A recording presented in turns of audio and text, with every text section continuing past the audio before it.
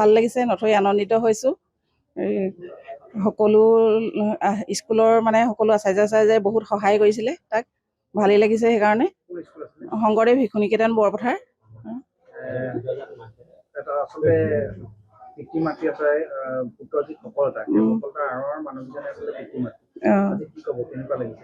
আজি বহুত সুখী, মই 12টা বছৰে অনা নিয়া কৰি আজি শেষত সুন্দৰ এটা ৰিজাল্ট হ'ল যে, সেইটো কাৰণে বহুত সুখী হৈছোঁ। ভালেই লাগিছে। ল'ৰাৰ যি সফলতা, আমি এতিয়া 10 বছৰৰ মূৰত যিটো এটা সফলতা অৰ্জন কৰি তেখেতে কৰিবলৈ সক্ষম হৈছে, সেইটো আমাৰ ভাল লাগিছে। আমি আনন্দিত। আশা কৰিছোঁ ইয়াৰো ভৱিষ্যত হওক।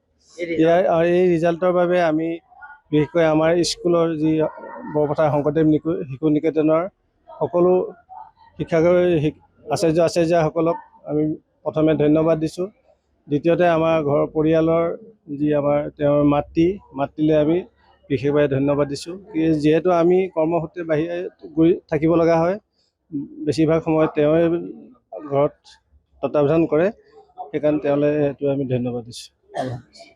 আমি যিখিনি সহায় কৰিব লাগে তেওঁক সহায় কৰিছোঁ। তেওঁ কৈছে ৰিজাল্ট ভালেই হ'ব বুলি। আজি তন্ময় শইকীয়াৰ ৰিজাল্টে আমাক উৎফুল্লিত কৰিছে, আনন্দিত কৰিছে। বৰপথাৰ শংকৰদেৱ শিশু নিকেতনৰ পৰা 97.33% উজ্বলি উঠিছে তন্ময়। আৰু তাতোতকৈ ডাঙৰ কথা, তন্ময় মোৰ নিজৰ গাঁৱৰ ল'ৰা, গতিকে সেইকাৰণে মই আৰু আনন্দিত হৈছোঁ।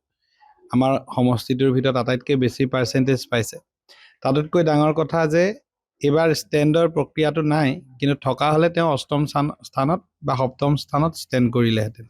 গতিকে তন্ময় ভৱিষ্যতে উজ্বলি উঠক, আমাৰ সৰু পথাৰৰ অসমৰ গৌৰৱ হৈ জিলিকি থাকক। তেওঁ উজ্জ্বল ভৱিষ্যতৰ কাৰণে আমি শুভকামনা দিছোঁ। আৰু আজি এই শুভ দিনটোত পৰিয়ালটোৰ সৈতে কিছু সময় কটাবলৈ, তন্ময়ক অভিনন্দন জনাবলৈ আমি ইয়ালৈ আহিছোঁ। আমি বৰ আনন্দিত হৈছোঁ। ভাল লাগিছে, নথৈ আনন্দিত হৈছোঁ। সকলো স্কুলৰ সকলো আচাৰ্যই বহুত সহায় কৰিছিলে, তাক ভালেই লাগিছে। সেইকাৰণে শংকৰদেৱ শিশু নিকেতন বৰপথাৰ।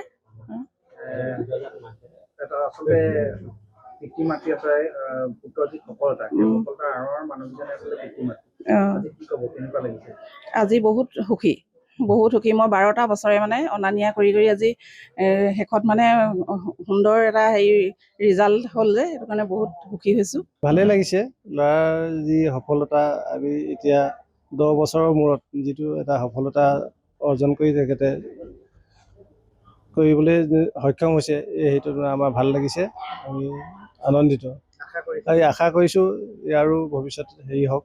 এই ৰিজাল্টৰ বাবে আমি বিশেষকৈ আমাৰ স্কুলৰ যি বৰপথাৰ শংকৰদেৱ শিশু নিকেতনৰ সকলো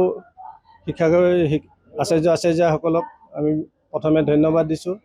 দ্বিতীয়তে আমাৰ ঘৰৰ পৰিয়ালৰ যি তেওঁৰ মাতৃলৈ আমি বিশেষভাৱে ধন্যবাদ দিছোঁ। যিহেতু আমি কৰ্মসূত্ৰে বাহিৰে গৈ থাকিব লগা হয়, বেছিভাগ সময়ত তেওঁৱে ঘৰত তত্বাৱধান কৰে, সেইকাৰণে তেওঁলৈ সেইটো আমি ধন্যবাদ দিছোঁ। আমি যিখিনি সহায় কৰিব লাগে তেওঁক সহায় কৰিছোঁ। তেওঁ কৈছে ৰিজাল্ট ভালেই হ'ব বুলি।